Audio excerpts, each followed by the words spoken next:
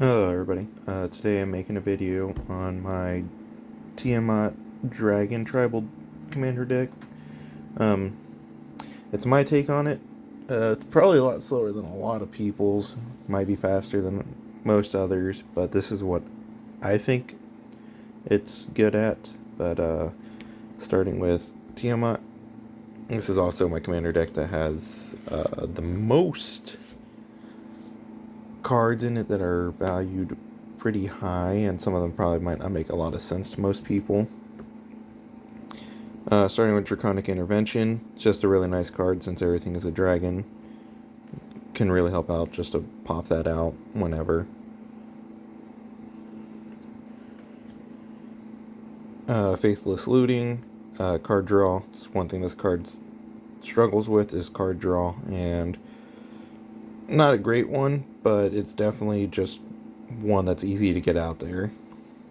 Then I have Damnation for one of my board wipes, because I really like the art on this card. That's mainly why. And then I have Crux of Fate, so I can kill everything that's not a dragon. Then I got a couple Planeswalkers in this deck. Maybe one too many, but nobody can tell me otherwise. Starting with Nicholas Bolas, Dragon God. Nicholas Bolas is probably one of my favorite characters in Magic the Gathering, so obviously he's a dragon, goes with dragons, staying a dragon. Then I have Illuminister, just for card draws, because my deck struggles with card draw. Then Teferi for more card draw. These are probably not the best commanders, or not commanders, planeswalkers, but not changing them. And then I got Nicholas Bolas Planeswalker, because Nicholas Bolas and Nicholas Bolas God Pharaoh, one of my favorite cards, right behind the Dragon God. Okay, and then I got a few instances, starting with Dragon's Fire, dragons. Then Draconic Lure for more card draw. Not a good one, but it's what I have. Contact Other Plane, even more card draw. Not a good one, but like I said, all I have. Not a good card, but it's just kind of a funny card I like having in my deck. Lightning Bolt. It's just kind of fun just to throw 3 damage at somebody just cause. And then sometimes if I'm able to get there, I like to pair that with Storm King's Thunder, just because Lightning Bolt. And then Dream Fracture. Hopefully if I can counter somebody's spell, I can counter it, and I get to draw a card. And then we're moving on to enchantments. I just got to grab them all. Wheel of Sun and Moon. Personally, it's one of my favorite enchantments just because it keeps things out of my graveyard. And that's what I'm trying to do with this deck, because if something dies and it goes to the graveyard, something gets destroyed and goes to the graveyard, it really impacts my deck a ton. Occulted Bahamut, cheaper dragons. Gotta have cheaper dragons. There and back again, just because I like Smaug from Lord of the Rings. So, of course it's going in there. Rhythm Wild to give my creatures haste. Mainly just haste. I don't do the +1/+1. It's always haste. One with the Multiverse is really good card, personally. I can play lands and spells from the top of my library, and then during once each of my turns, I get to cast a spell from my hand without paying its mana cost. It's really handy when it comes to dragons. Privileged Position to give everything other permanents hexproof, which is necessary since I rely on high-costed creatures. Crucible of Fire to make my dragon stronger. Smothering Tithe to hopefully get treasure tokens so I can cast my dragons. And then Wizard class for no max hand size and card draw. We're moving on to artifacts, which is got a lot.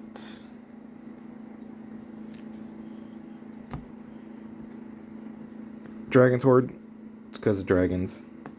Add 1 mana of any color, really nice. And then I get to draw a card if for playing a dragon, or I get a dragon counter. And then I can draw a card by tapping it and getting rid of a counter. Soul Ring, necessary. Urza's Incubator, you know, cheaper dragons. Monster Manuel to cheat out dragons.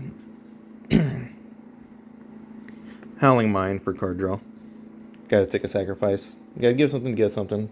Let my opponents draw a card. I draw a card. Hopefully I run into something good. Mox Amber. I have a lot of legendaries in here. Yield the Lotus, because anything that taps for a lot of mana, I need. Thrawn Dynamo. You know, taps for 3. Need.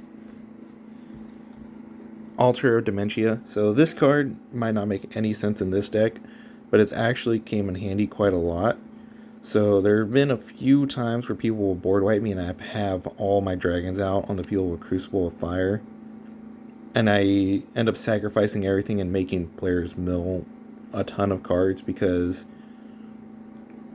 I have a lot of dragons that are strength 7, making them, or power 7, and then making them power 10 with Crucible Fire, and then sacrificing it and making one person mill 10 cards hurts them a lot.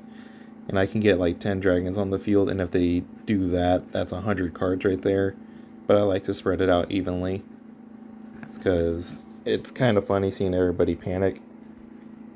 Mind Stone, mainly there for the card draw. The tapping for mana is nice. Mana Vault, just because I needed cheap mana sources, because I can't have everything be a 4 cost, yada yada. So Mana Vault's in here for that purpose. Arcane Signet, because mana. Sculpting Steel, so I can copy one of my mana rocks. I mainly use this to copy Gilded Lotus, is because having 2 things to tap for 6 is really nice. Dragon's Arch, cheat in multicolored dragons, which there's a few in there. Quicksilver Amulet, cheat in my really expensive dragons, which there's a few in there. I think my mana curve is like a 7, so it's not great, but it makes up for it with really powerful dragons. Okay, we're going to move on to my dragons. Wraith Liberated Primeval. Really nice to just give all my dragons hexproof, or not hexproof, ward. So that went in there. Don't own the card, but when I do get it, Terror of the Peaks is definitely going in here. I have a Hellkite Charger, so I can go infinite with, where is he at? There's another card in here. Let me find him. Here he is. Old Gnawbone. These 2 paired together can make an infinite loop of just straight combat.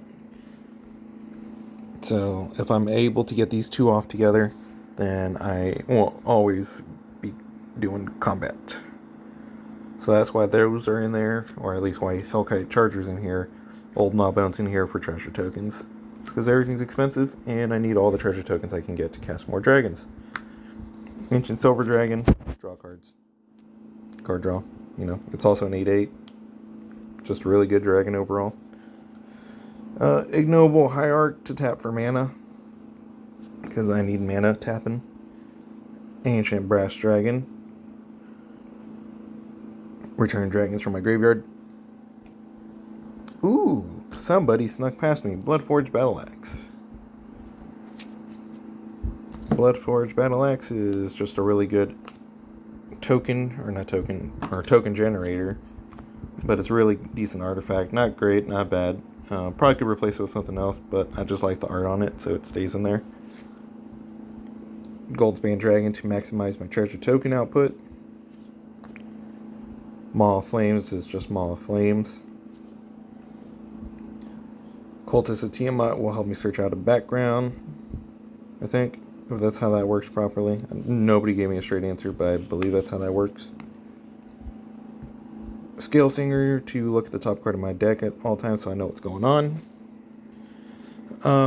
I have Miriam in here, but kind of don't really like how he works because he always gets targeted first. So I'm never able to actually maximize on creating dragon tokens with him. Nicholas Bolas, because he's a dragon.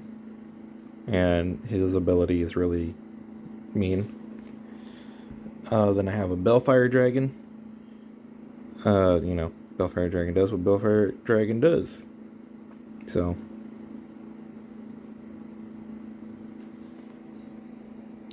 Then Minion of the Mighty for being able to cheat out dragons. I had it work once. Hasn't worked again, but it's nice to have him in there. Ramos Dragon Engine, just because he's a dragon, and if the counters do end up building up, I can make something free. Or not free, but cheaper, but usually it's just there. Just because he can get really big really fast. Morphon the Boundless. This card is does not look good. Very not happy with the printing on this one for the etched card, but it is what it is. It's a Morphon nonetheless, which makes all my dragons cheaper, which is very necessary. Maniform Hellkite, more dragons. Adult Gold Dragon for the little lifelink that I can get in this deck. Nax Astral Hunter for more treasures. Riviz of the Claw for being able to play my dragons again from my graveyard. If they go there. Lathless Dragon Queen for more dragons. And Wrathful Red Dragon just because its ability is mean. Then we're going into my mana base. Might not be an optimized mana base, but it seems to be what works for me. I have one Marsh Flats. Actually, let me pull things out. So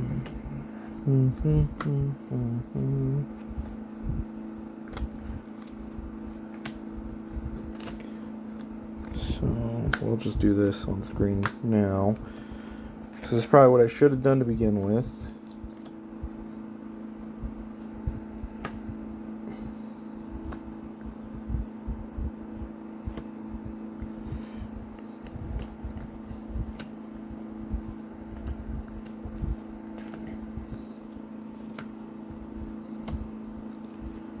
Luckily, this won't take too long because everything follows one theme or the other.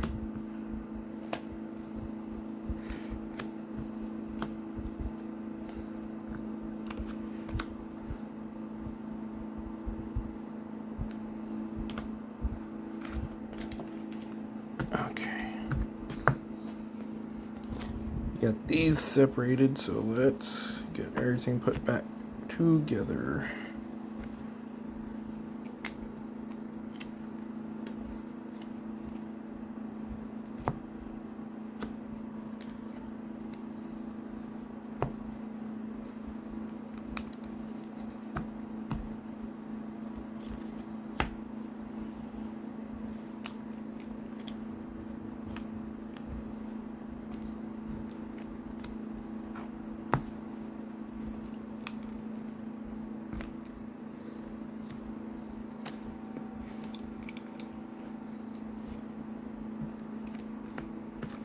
Okay, we'll start with my shock land. Only have one of them, so it just happens to be from the Infinity set, which are my favorites. Eventually I'll get them all, but right now I'm going to have to wait because they're kind of pricey, so it's going to be a slow buy.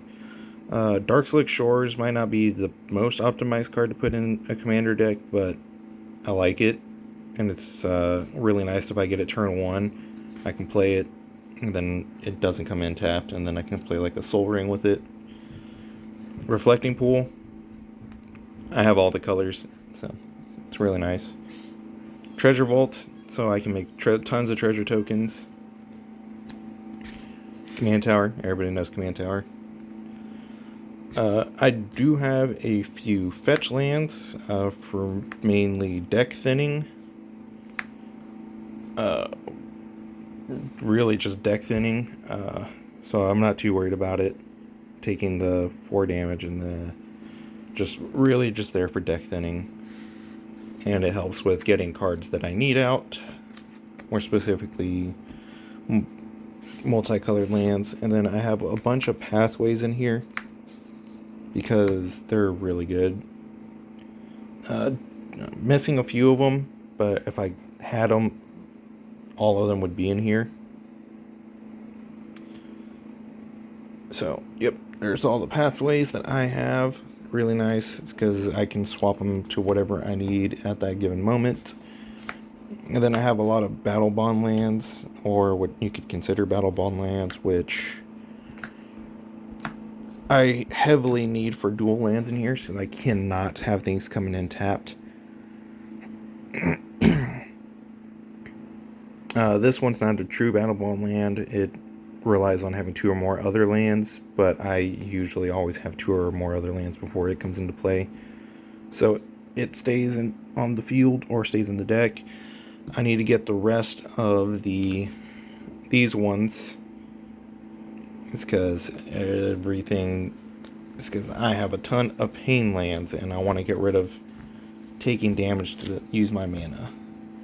It's one of the big things I want to get away from. It's because I have a lot of pain lands. It's not a lot of people might not think it's a lot, but if this is all the lands I have out on the field, I can end up having to take 6 damage just to cast a dragon. Or I can end up taking 6 damage in 1 turn.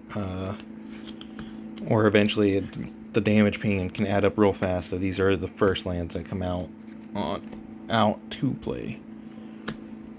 And then I like having these tri-cycle lands because sometimes I need some mana fixing, and these ones do it. They do it slow, but they do it nice. Or just being able to cycle them to draw a card is also really nice. So I have all of them, all the full arts, because I like this deck to be all the nice versions. Only one I don't have is Rafine's Tower. Eventually I'll get this one swapped out with the full art ones, but for right now, this is what I got. But this is my dragon deck, and let me know what you guys think.